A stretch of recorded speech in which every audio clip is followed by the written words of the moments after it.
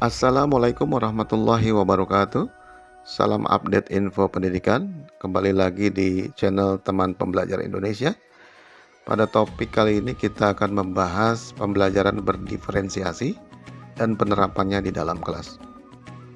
Kita akan sama-sama ikuti terkait dengan apa, mengapa, dan bagaimana penerapan pembelajaran diferensiasi dilaksanakan di dalam kelas. Sama-sama kita pahami apa yang dimaksud dengan pengertian pembelajaran berdiferensiasi. Pembelajaran berdiferensiasi ini adalah pembelajaran yang mengakomodir kebutuhan belajar murid. Guru memfasilitasi murid sesuai dengan kebutuhannya. Karena setiap murid mempunyai karakteristik yang berbeda-beda, sehingga tidak bisa diberi perlakuan yang sama. Dalam menerapkan pembelajaran berdiferensiasi, guru perlu memikirkan tindakan yang masuk akal yang nantinya akan timbul. Karena pembelajaran berdiferensiasi tidak berarti pembelajaran dengan memberikan perlakuan atau tindakan yang berbeda untuk setiap murid, maupun pembelajaran yang membedakan antara murid yang pintar dengan yang kurang pintar. Selanjutnya dijelaskan ciri-ciri atau karakteristik pembelajaran berdiferensiasi, yaitu antara lain lingkungan belajar yang mengundang murid untuk belajar, kurikulum memiliki tujuan pembelajaran yang didefinisikan secara jelas, terdapat penilaian berkelanjutan, guru menanggapi atau merespon kebutuhan belajar murid, dan memiliki manajemen kelas yang efektif.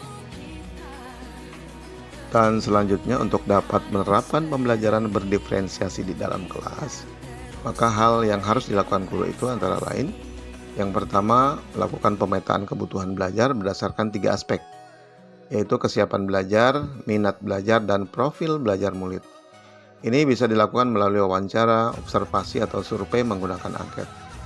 Yang kedua, merencanakan pembelajaran berdiferensiasi berdasarkan hasil pemetaan atau memberikan berbagai pilihan baik strategi, materi, maupun cara belajar. Dan yang ketiga adalah mengevaluasi, merefleksi pembelajaran yang sudah berlangsung. Contoh kelas yang menerapkan pembelajaran berdiferensiasi adalah ketika proses pembelajaran, guru menggunakan beragam cara agar murid dapat mengeksploitasi isi kurikulum. Guru juga memberikan beragam kegiatan yang masuk akal, sehingga murid dapat mengerti dan memiliki informasi atau ide. Serta guru memberikan beragam pilihan di mana murid dapat mendemonstrasikan apa yang mereka pelajari. Contoh kelas yang belum menerapkan pembelajaran berdiferensiasi adalah guru yang lebih memaksakan kehendaknya sendiri. Guru tidak memahami minat dan keinginan murid. Kebutuhan belajar murid tidak semuanya terpenuhi, karena ketika proses pembelajaran menggunakan satu cara yang menurut guru sudah baik, guru tidak memberikan beragam kegiatan dan beragam pilihan. Terdapat 3 cara pembelajaran berdiferensiasi. Di antaranya adalah diferensiasi konten, diferensiasi proses, dan diferensiasi produk. Diferensiasi konten adalah apa yang kita ajarkan kepada murid. Konten dapat dibedakan sebagai tanggapan terhadap kesiapan, minat, dan profil belajar murid maupun kombinasi dari ketiganya. Sedangkan diferensiasi proses mengacu pada bagaimana murid akan memahami atau memaknai apa yang dipelajari.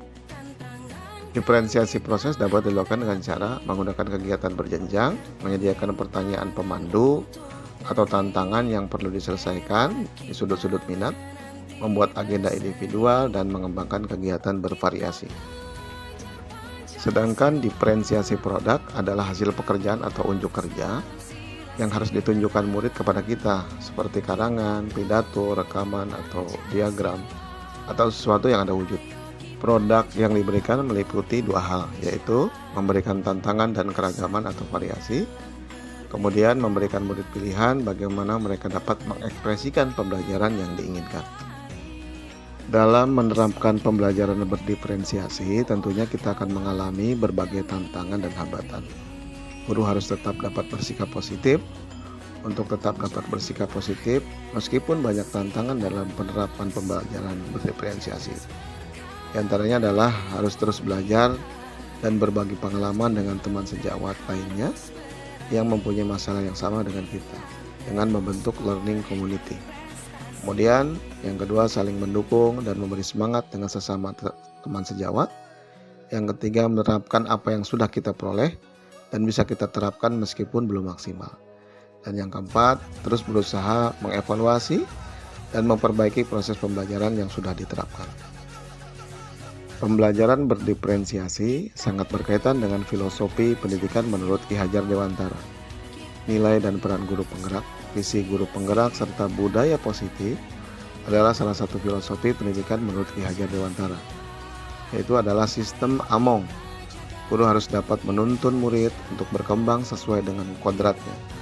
Hal ini sangat sesuai dengan pembelajaran berdiferensiasi.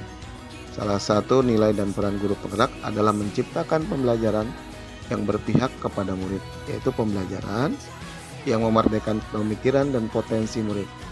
Hal tersebut sejalan dengan pembelajaran berdiferensiasi. Salah satu visi guru penggerak adalah mewujudkan merdeka belajar dan profil pelajar Pancasila.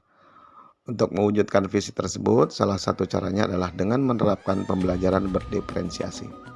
Budaya positif juga harus kita bangun agar dapat mendukung pembelajaran berdiferensiasi. Demikian pembahasan terkait dengan pembelajaran berdiferensiasi dan penerapannya di dalam kelas. Semoga bermanfaat. Assalamualaikum warahmatullahi wabarakatuh.